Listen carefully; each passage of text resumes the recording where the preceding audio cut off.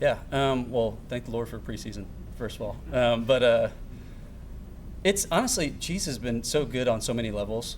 It's just, and Tress always. But our rhythm was off for a little bit.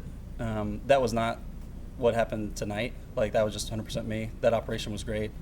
But yeah, I guess you're trying to learn. I'm trying to learn every rep. So, like, for example, tonight, this would be a learning experience. Going out there, we call for field goal. It's one of those situations: are we punting? Are we field goal? Run out, call field goal. I'm looking at the play clock, and well, let me backtrack.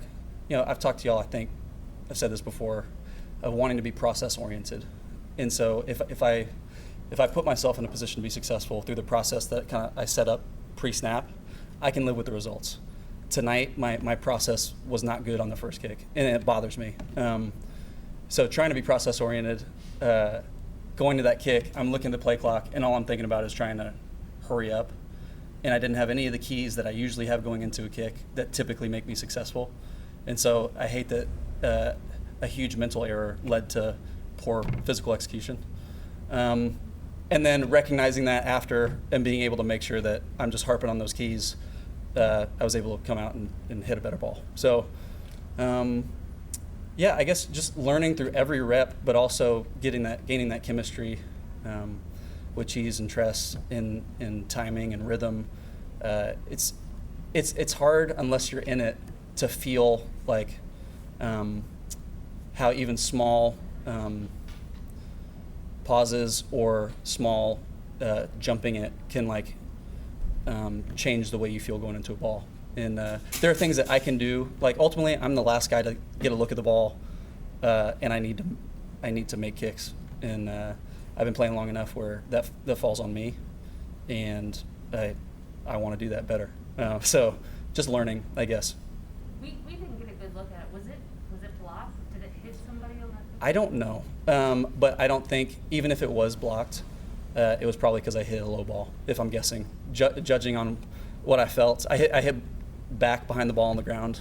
As a result, your toe bounces up, hits high on the ball, and you hit a squirrely kick. So even if it was tipped, I'm sure it was probably a result of me rather than the line or something like that. How would you, Dustin, You mentioned the fact that you're process oriented. Yes. What exactly is the process that you should work through? And also you Sure. mentioned not knowing the rhythm. Tress mentioned the fact that he didn't realize some of the things he had talked to Cheese about until the first preseason game. What were some of those, when did you realize, oh shoot, I really need to talk to him about these things this once? Well, I guess you realize you need to you need to overly communicate when something comes up. And up to that point, we had been like, everything was really good.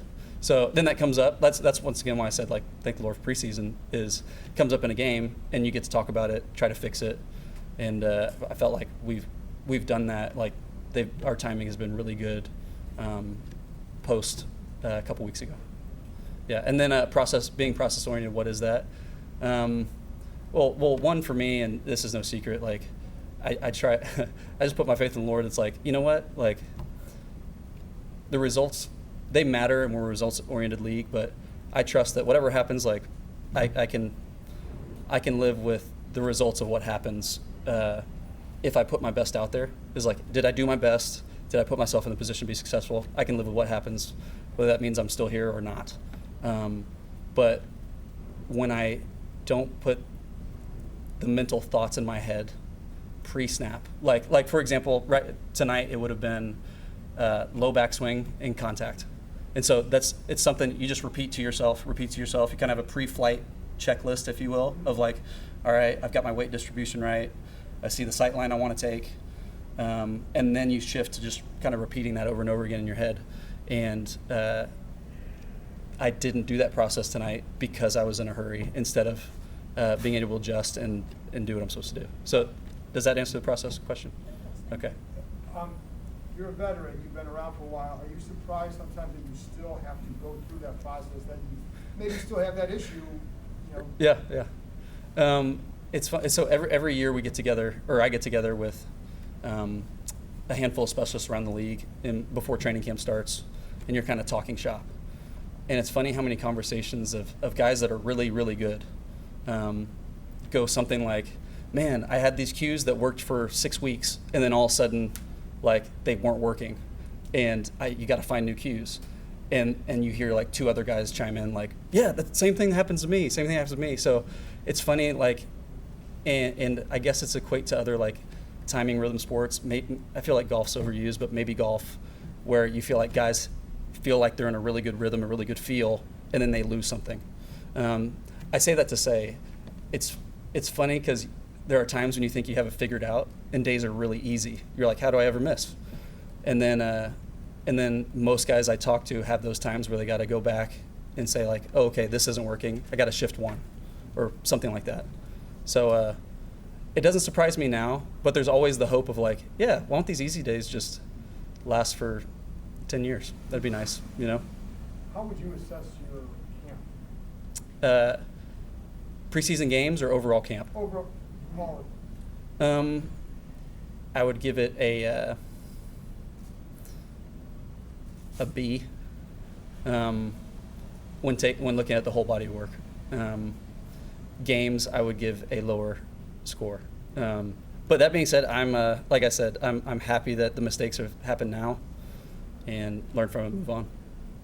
Other than weight distribution and picking your line, Yeah. what else is on that pre-flight checklist that you have? Yeah. So I'm going in. I do like a dry swing to just kind of get a feel for the swing. I look to see if the wind is doing the same thing that it's been doing, or if it's like at night, like tonight, it was changing the not necessarily direction, but if it was blowing or if it wasn't. And so you kind of what it's been doing. You look up, see if it's during a lull or if it's blowing. You pick the line you want, take your steps back, look at where you want the ball to end up again, take your steps to the side. You get your angle at the right angle, like the same aiming point you have every time. Weight distribution.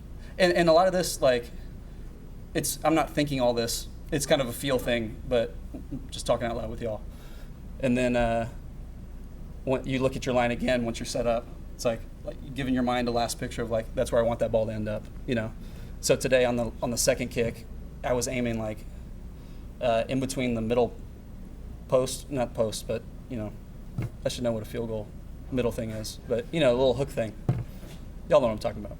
And then the right post, I was aiming between those two, and I liked where the line started, and then the wind kind of drew it back left. So, and then after you do that pre-flight checklist, if you will, you transition to those mental cues that you have that could last. You keep those for 8 weeks, or they could last 1 week, and you go from there.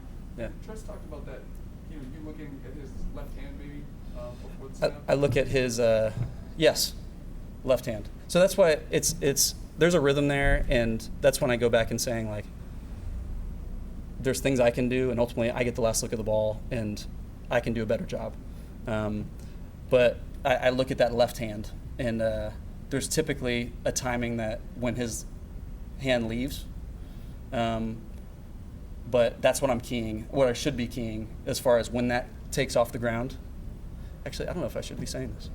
But yeah, I could say that and also we could change that up. Sometimes we'll change a count up, but there's a general rhythm to that, whatever the count may be.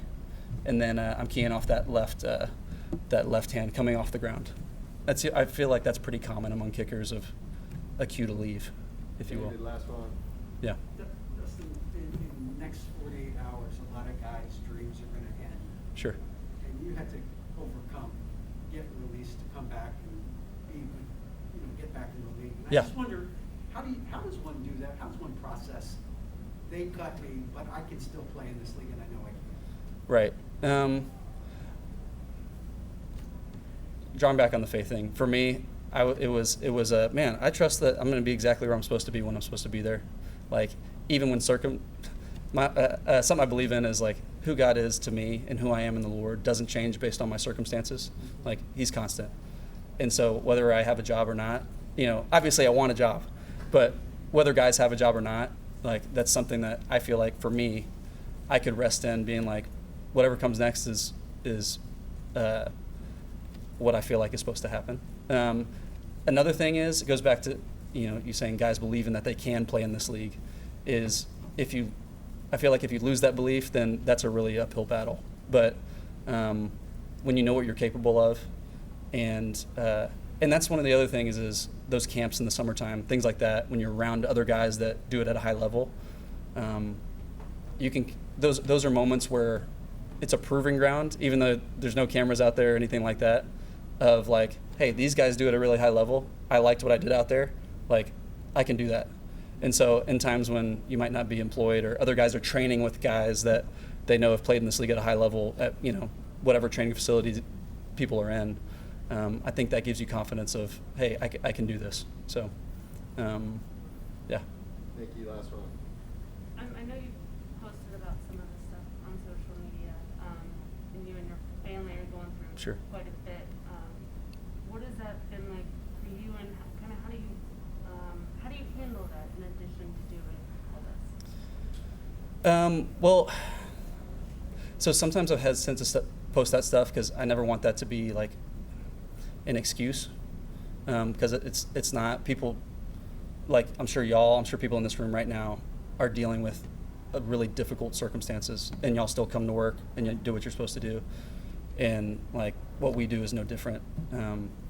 But I do post because like I believe in prayer, and I want people to rally around things we want prayer for, and I feel like it's good for not only our relationship with the Lord and trusting Him, but other people's being able to partner with us collectively as a body of believers, and like be a part of what the Lord does here on earth. It's so I say that to say I'm glad I'm posting it for the prayers, and like if y'all have seen that, please pray for my brother-in-law Jimmy. Like we need them. But everybody in this world encounters really, really tough circumstances, and the guys in this locker room are no different. So we all have a job to do, and we're paid to do it at a high level, and so that's what we need to do. All right. Getting